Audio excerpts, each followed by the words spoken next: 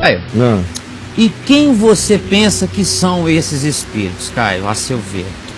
A Bíblia não os define. Quem que você pensa que eles são? A Bíblia não os define em momento algum, dizendo demônios são isso. Mas se você perguntar para qualquer cristão na face da terra quem são os demônios, eles vão dizer são anjos caídos. Parece até que está escrito na Bíblia em algum lugar: os demônios são anjos caídos. Ora, na Bíblia não existe uma categoria só desses entes. Existem múltiplas categorias. Claro que existem anjos caídos.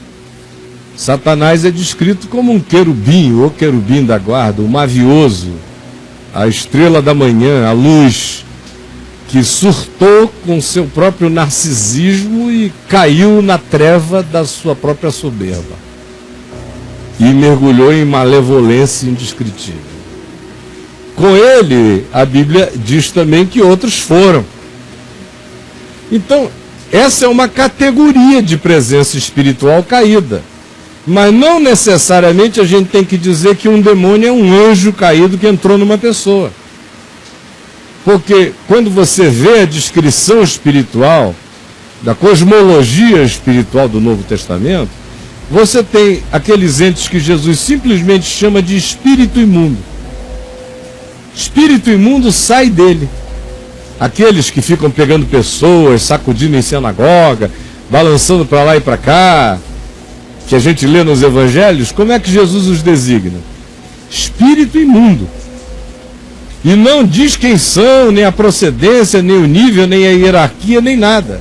Mas pelas ações da maioria deles dá para ver que são entes espirituais de uma inteligência tosca. Dá para sentir. São, em geral, de uma inteligência tosca. Como você tem a descrição, por exemplo, na Bíblia de poderes, que a palavra grega que designa isso aí é a palavra energias. Energias malignas. Presentes. Você tem articulações superiores, chamadas de principados, potestades.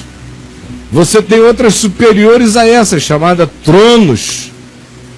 Soberanias, que parece que são determinadas camadas, dimensões e entes com poderes que nós nem sabemos de que natureza são, mas são soberanias atribuídas por Deus a eles. Para o bem, e que se a escolha é para o mal, para o mal. E por aí você sobe, de modo que designar esses espíritos que atuam em indivíduos e dizendo que eles são sempre anjos caídos, não dá para dizer. Eu às vezes vejo pessoas que estão possessas dos seus próprios demônios.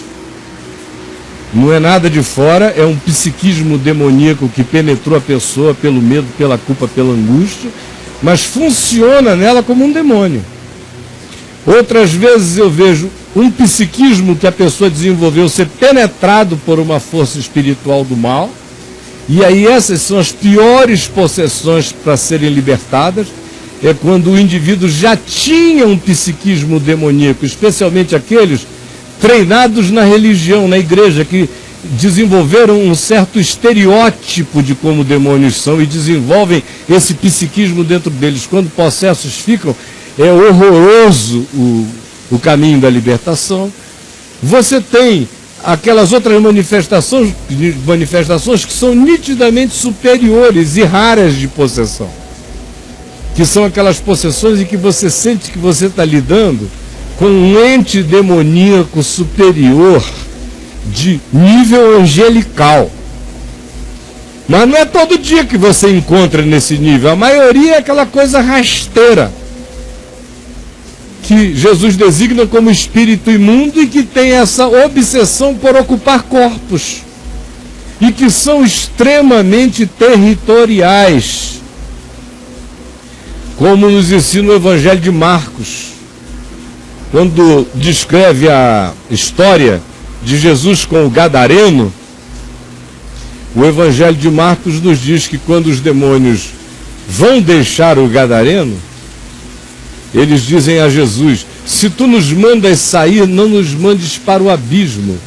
E Marcos acrescenta, dizendo, não nos mandes para fora do país, não nos mandes para fora da nação. De Gadara. De Gadara, de Decápolis, onde eles tinham se territorializado. Sim. Porque como a serpente come o pó da terra, eles se alimentam da cultura humana. Eles tinham se especializado na cultura de Gadara. Do pó de Gadara. Do pó de Gadara. Não nos mandes para fora do país. Isso é uma demonstração da territorialidade de algumas dessas ações.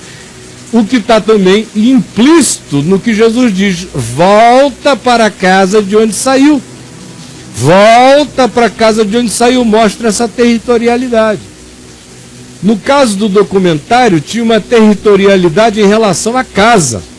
Às vezes a territorialidade é geográfica, como a gente encontra em vários lugares do Velho Testamento. Lugares de maldição, lugares de malignidade, lugares de terror. A Isaías diz lugares de fantasmagorias, lugares onde a Lilith habita e põe seus ovos demoníacos. Tem essa dimensão. Agora, existe uma informação no livro de Enoque interessante sobre quem seriam esses espíritos rasteiros que ficam com essa fixação de possuir corpos. Sim.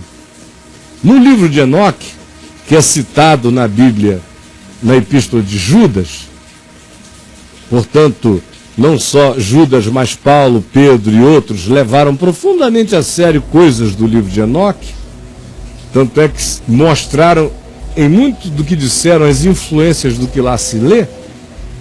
Mas o livro de Enoque diz que esses demônios rasteiros que ficam com a obsessão de possuir pessoas, e lugares e coisas assim, são os nefilins mortos.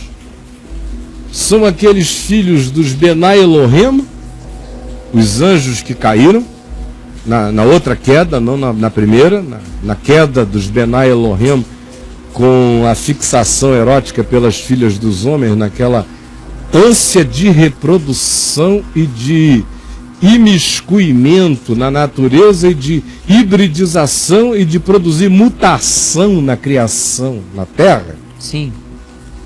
Naquela ação alienígena, nasceram os nefilins, os gigantes da antiguidade. Eu já falei demais sobre isso aí. Sim. O que o livro de Enoque diz é que a desgraça, e a gente vê que tem condenações de Deus para castas diferentes de demônios. Quem lê 2 Pedro e lê a Epístola de Judas, vê que diz, esses que outrora nesse tempo foram desobedientes, foram postos em cadeias, aprisionados, aguardando isto e aquilo. Então, tem sentenças, condenações e limitações impostas.